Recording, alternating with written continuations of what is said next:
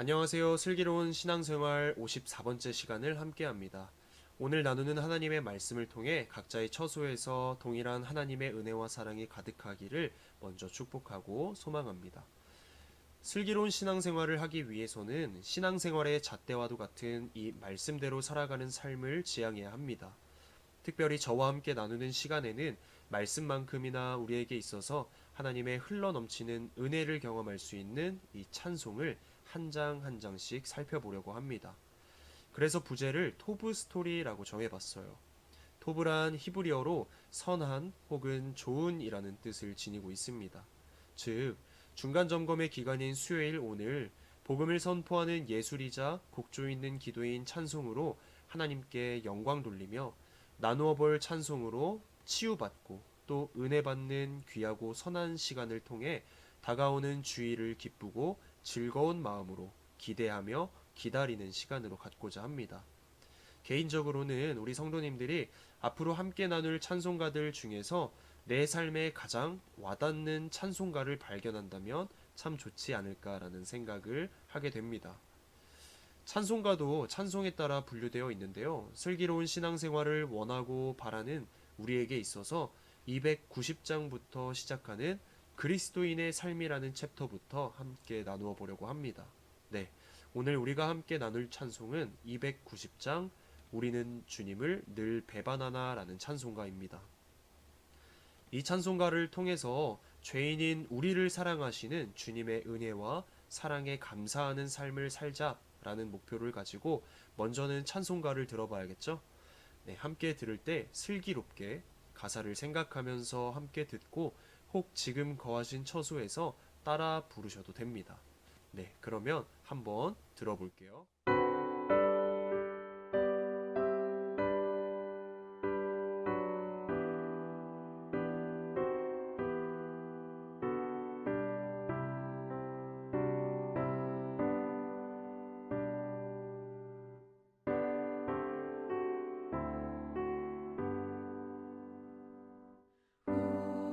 우리는 주님을 늘 배반하나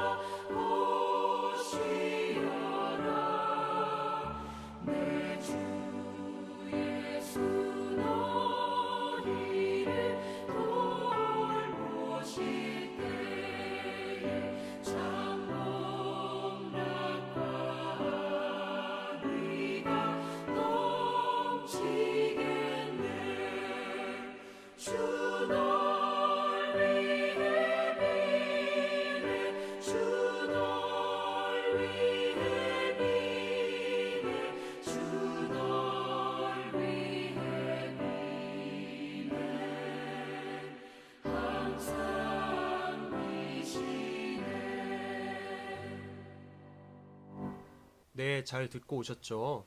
그렇다면 함께 듣고 따라 부른 290장 찬송이 만들어진 배경부터 우리가 잠시 먼저 살펴보면 19세기의 위대한 전도자 드와이트 무디 목사님과 그의 찬송 인도자인 아이라 생키는 시카고의 교회에서 열심히 섬기던 그들의 동료인 스페포드 교수의 네 딸이 모두 익사하고 그의 부인만 겨우 구조되었다는 슬픈 소식을 접하게 됩니다.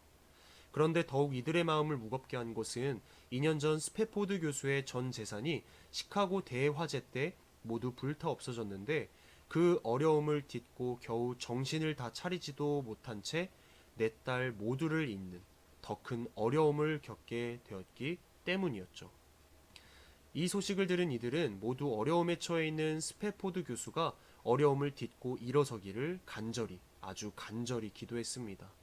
하지만 이런 일이 닥쳤을 때 그들을 더 힘들게 하는 것은 신자들 중에 이러한 일을 하나님의 저주나 징계라고 잘못 해석하는 사람들이 있었다는 것입니다. 몇 주가 지난 후에 무디 전도팀은 아일랜드로 갔지만 여전히 마음은 무거웠어요. 그런데 생키는 이곳에서 아일랜드의 클러프 목사가 지은 찬송시를 발견하게 됩니다.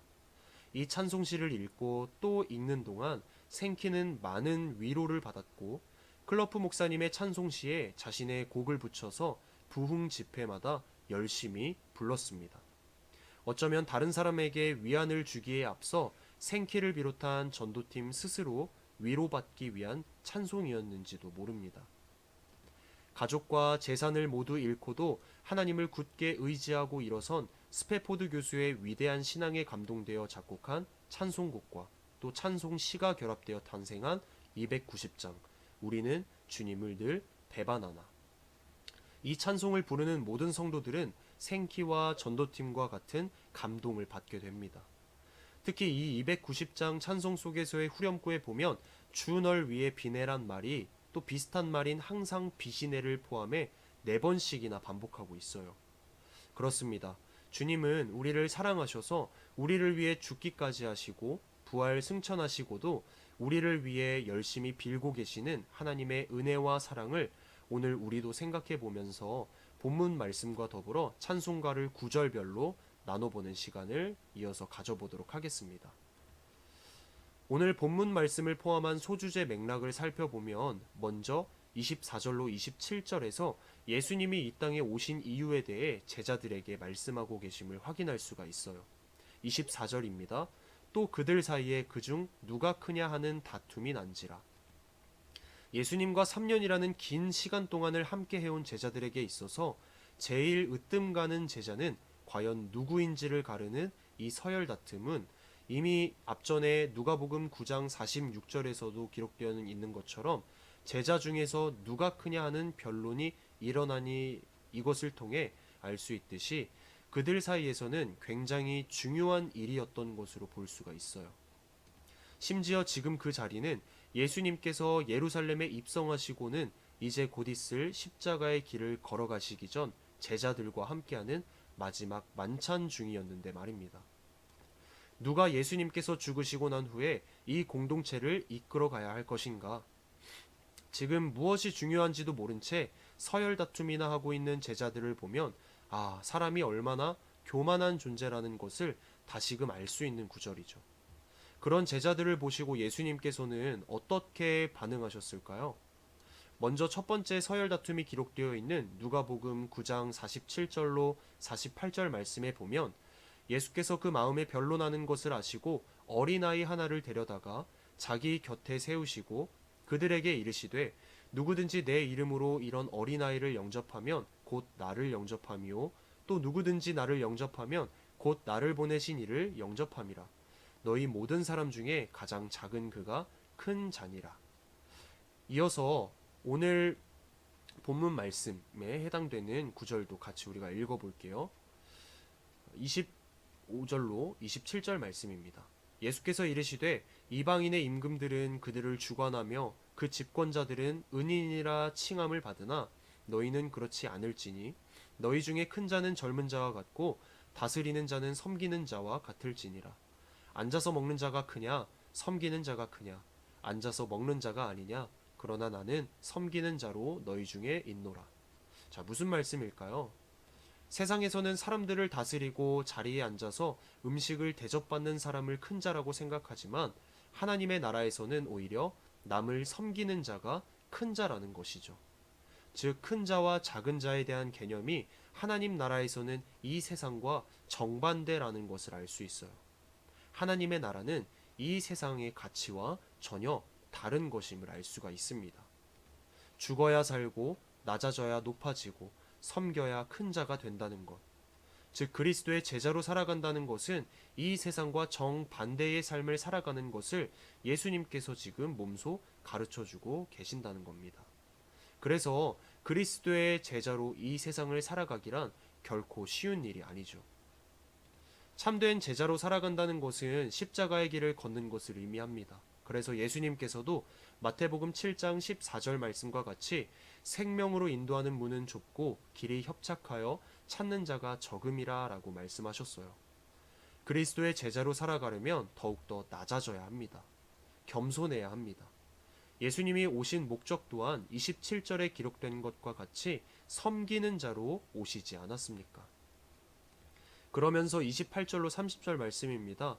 너희는 나의 모든 시험 중에 항상 나와 함께한 자들인즉 내 아버지께서 나라를 내게 맡기신 것 같이 나도 너희에게 맡겨 너희로 내 나라에 있어 내 상에서 먹고 마시며 또는 보좌에 앉아 이스라엘 12지파를 다스리게 하려 하노라 라고 예수님께서는 제자들에게 말씀하셨습니다.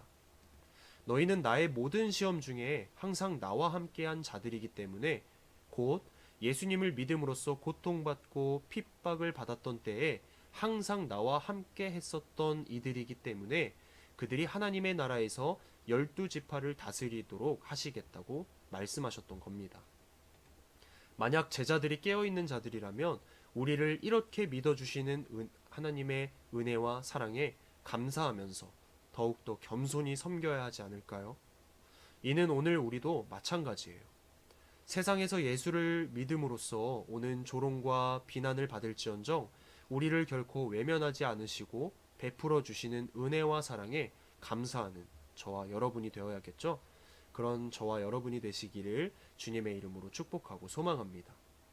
그렇게 하나님 나라를 유산으로 받은 제자들에게는 한 가지 시험이 남아 있어요. 바로 사탄의 시험입니다.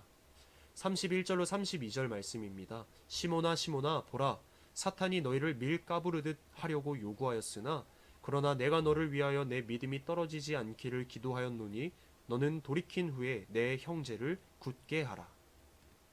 여기서 밀 까부르다라는 것은 밀을 채로 쳐서 알곡과 쭉정이로 가려내는 것을 말하는데 사탄이 그들을 밀 까부르듯 하려고 요구하였다는 것은 사탄이 그들을 시험할 수 있도록 하나님께 요청했다는 말입니다. 하지만 우리 하나님은 어떤 분이십니까? 고린도전서 10장 13절 말씀에 보면 사람이 감당할 시험 밖에는 너희가 당한 것이 없나니 오직 하나님은 미쁘사 너희가 감당하지 못할 시험 당함을 허락하지 아니하시고 시험 당할 즈음에 또한 피할 길을 내사 너희로 능히 감당하게 하시느니라 라고 기록된 것처럼 하나님은 우리가 감당할 시험만큼만 시험을 허락하시는 분이라는 거죠. 그리고 때가 되면 피할 길을 내시는 분이라는 것을 알 수가 있습니다. 예수님은 베드로와 제자들에게 이어서 이렇게 말씀하십니다. 32절이죠.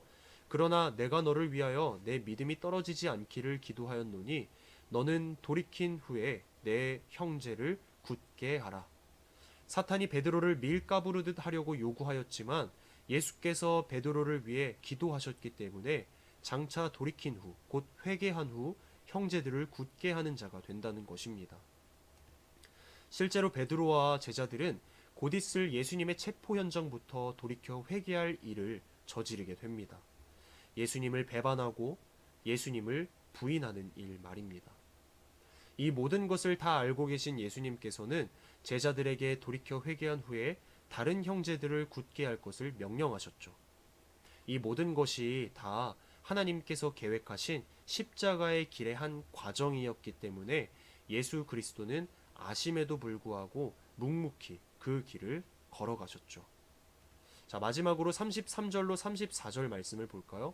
그가 말하되 주여 내가 주와 함께 오게도 죽는 데에도 가기를 각오하였나이다. 이르시되 베드로야 내가 네게 말하노니 오늘 닭 울기 전에 내가 3번 나를 모른다고 부인하리라 하시니라. 사실 베드로가 이렇게 고백한 것은 위선이 아니라 진심이었을 겁니다. 이런 사실은 예수께서 체포되셨을 때에 베드로가 대제사장의 뜰까지 쫓아간 것을 보면 알 수가 있죠.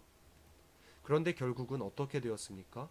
예수께서 말씀하신 대로 3번이나 예수님을 모른다고 부인했습니다. 예수님의 제일 으뜸 가는 제자라 자부하던 그가 예수님을 배반했습니다. 목숨이 위험해지자 자기 살기 바빠 모른다, 모른다, 모른다라고 3번이나 부인했습니다.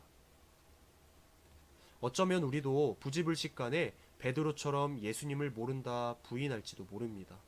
이 세상에 타협하기 위해 예수님을 등지고 살아갈 때가 있을지 모릅니다. 하지만 주님은 오늘 말씀에서 베드로가 자기를 배반할 것을 알고 있으심에도 불구하고 내 믿음이 떨어지지 않기 위해 기도하셨던 것처럼 여전히 우리를 위해 기도해주고 계신다는 거죠. 자, 이제 이 맥락을 살펴봤으니 오늘 함께 부른 찬송가를 같이 살펴볼게요. 1절부터 9절별로 보면 우리는 주님을 늘 배반하나. 오늘 말씀에서 베드로의 부인이 그 대표적인 모습이죠. 베드로는 죽을지도 모르는 두려움 때문에 예수님을 모른다 부인했습니다. 자기 살 길을 위해 3년 동안 어딜 가든지 늘 함께였던 또 가르침을 주신 예수님을 부인했습니다. 하지만 그 다음 구절에 보면 내 주 예수 여전히 날 부르사 그 참되신 사랑을 베푸시나니. 그렇습니다. 가룟 유다의 배신, 베드로의 부인을 예수님께서 모르셨을까요? 다 알고 계심에도 불구하고 여전히 이전과 변함없이 부르시고 말씀을 가르치사 근 깨달음을 얻게 하시는 분. 또 그런 그들에게 하나님이 내게 맡긴 것을 이제 너희에게 맡기시는 예수님. 감사이지 않습니까? 다음 구절입니다. 내 형제여 주님을 곧 따르라. 네, 이것이 바로 참된 제자의 모습이지 않을까요? 죽기까지 우리를 사랑하신 주님을 따르는 것. 이것이 오늘 우리에게 반드시 필요한 모습임을 믿으시기를 소망합니다. 2절로 넘어가서 주께서 풍성한 은혜를 내려 내 영혼이 나날이 복받으니. 여기서 우리가 먼저가 아닌 하나님께서 먼저 은혜를 내려주시고 그 은혜에 감사하며 따르면 곧 복을 받는다고 말하고 있습니다. 여기서 순서를 헷갈리면 안 됩니다. 우리가 잘나서 따르고 복 받는 것이 아닌 하나님께서 먼저 이미 우리에게 은혜를 베풀어 주셨기 때문에 그 은혜에 감사할 수 있다는 사실. 죄인인 우리는 하나님의 은혜 없이는 아무것도 할 수 없다는 사실을 우리는 이 구절을 통해 깨달을 수가 있죠. 다음 구절입니다. 주 예수를 너희도 구주로 섬겨 곧 따르면 풍성한 복 받겠네. 앞서 본 구절과 같은 맥락이죠. 하나님께서 먼저 우리에게 베푸신 은혜를 따라 아무 흠도 아무 죄도 없으신 예수님께서 걸어가신 십자가 죽음으로 인해 우리 죄가 사해지고 또 구원받음을 전심으로 믿는 자들은 예수님을 따르는 제자가 되어 그 무엇과도 견줄 수 없는 풍성한 복을 받음을 깨닫게 하고 있습니다. 이어서 3절입니다. 무거운 짐 지고 애타는 인생. 여러분 참 사는 게 녹록지 않습니다. 이 찬송의 작곡가인 생키는 그의 친구인 스페포드 교수가 연이어 겪은 슬픈 소식에 참 마음이 무거웠었죠. 혹 누군가는 이러한 슬픈 소식이 하나님께서 내리는 저주나 징계라고 잘못 해석하는 사람도 있어서 그 무거움은 배가 되었을 것입니다. 오늘 우리도 마찬가지죠. 특히 작년부터 종식될 기미가 보이지 않는 코로나로 인해서 그리스도인인 우리 마음이 참 무겁습니다. 교회에 나간다고 하면 가족은 물론 주변에서도 뜯어 말리면서까지 나가지 말라 하고 너희가 믿는 하나님이 코로나에 걸리면서까지 나가라고 하냐는 등 수많은 비방과 조롱을 겪어야만 했습니다. 그럴 때 기댈 곳을 어디서 찾으시나요? 의지할 곳을 누구에게서 찾으시나요? 다음 구절입니다. 주 예수께 돌아와 곧 쉬어라. 바라기는 우리를 위해 친히 빌어주시는 주님께 의지하여 쉼을 가지시기 바랍니다.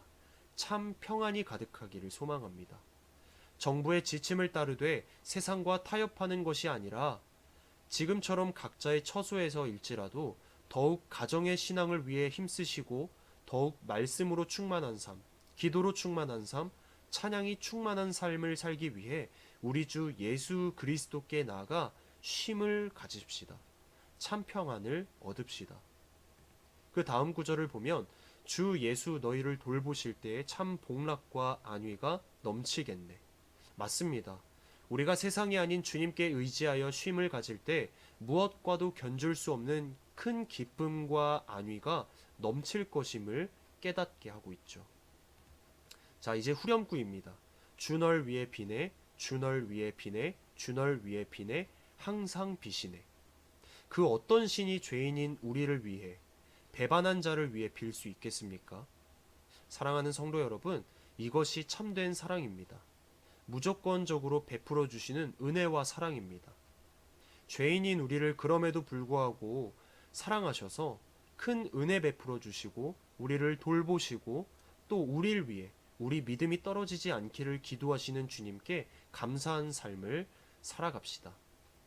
저는 사무실 의자에 앉아 컴퓨터를 켜서 제일 먼저 하는 것이 찬양을 듣는 것입니다. 한번 여러분도 그 하나님께서 우리에게 베풀어 주시는 은혜와 사랑에 감사로 나아가 곡조 있는 기도인 찬양으로 시작해 보는 것은 어떨까요?